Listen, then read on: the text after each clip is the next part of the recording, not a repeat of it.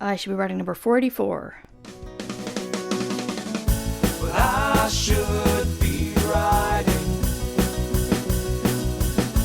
I should be working on my craft. I should be writing. I should be submitting my next draft. But I'm sitting home watching Doctor Who.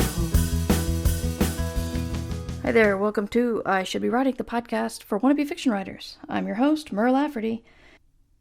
We keep getting the 1-2 punch, where now the United States is dealing with the whole coronavirus thing.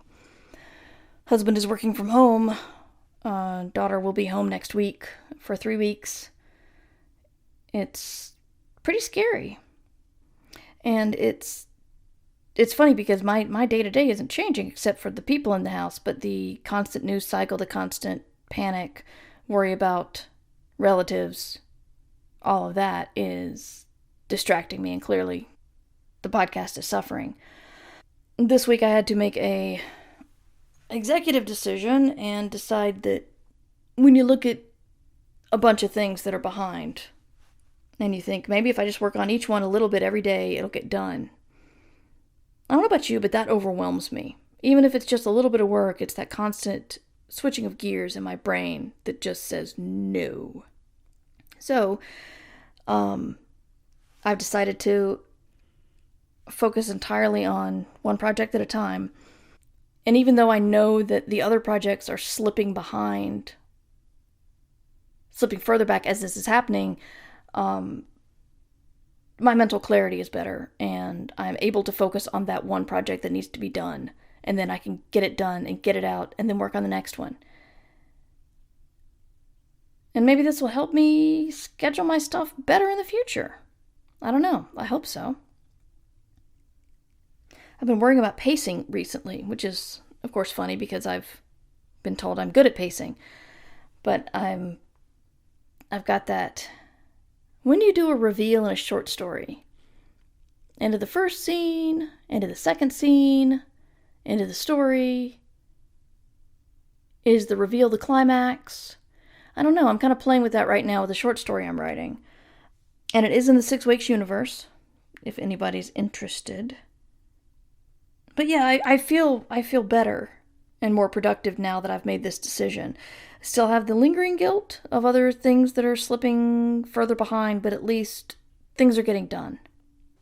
It's funny, I've been seeing a lot of people on Twitter, a lot of freelancers say, here's how you work from home.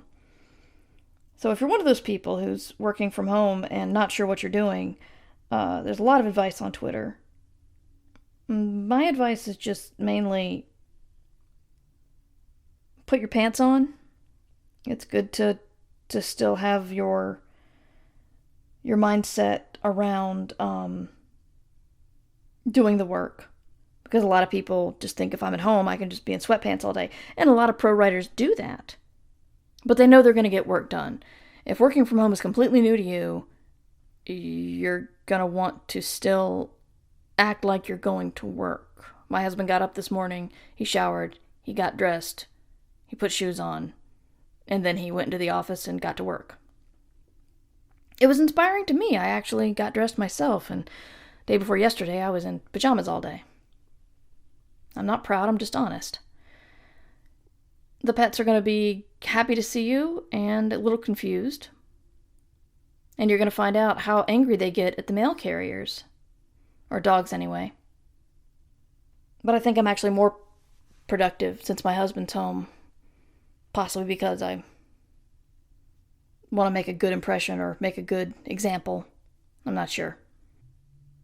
But it's really hard right now. It's been, it's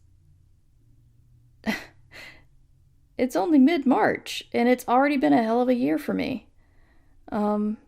February was largely done in visiting the hospital every day, and before that was some other stress, and then now we've got the world is getting sick or very easily spreading around sickness. And if you're listening from any of the hard-hit places, Italy, Iran, China, or, Seattle. My thoughts are with you. It's scary out there. And just take care of you and your own and try not to touch anything. And I think right now my goal is to get podcasts out. So they're going to be even shorter than usual until I can get my mojo back. But not dead. I'm still here. I'm not sick. And I hope you are managing to wrangle the changes in your life and keep going. I had a very sweet note from somebody today saying they had to back off on their Patreon support because the coronavirus impacting their job greatly. And it's very sweet when people want to explain this to me, but it's, I maintain it's your money. I appreciate whatever you were able to do to support me. And now, do what you need to do with your own money. And that's not a problem. But, remember to just take care of yourself. And also, I'd like to say, if you are in a good place financially and might want to give some money to your local food banks. If they're closing schools, then a lot of kids who usually get lunch at school may not be able to.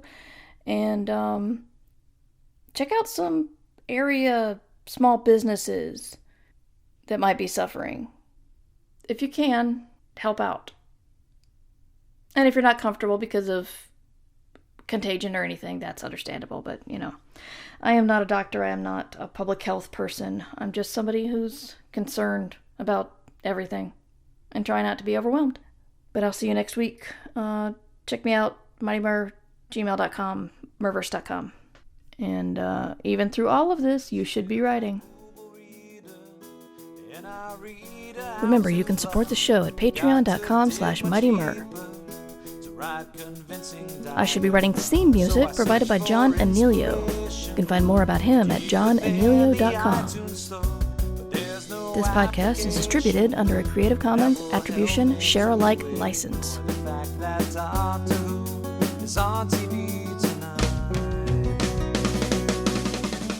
But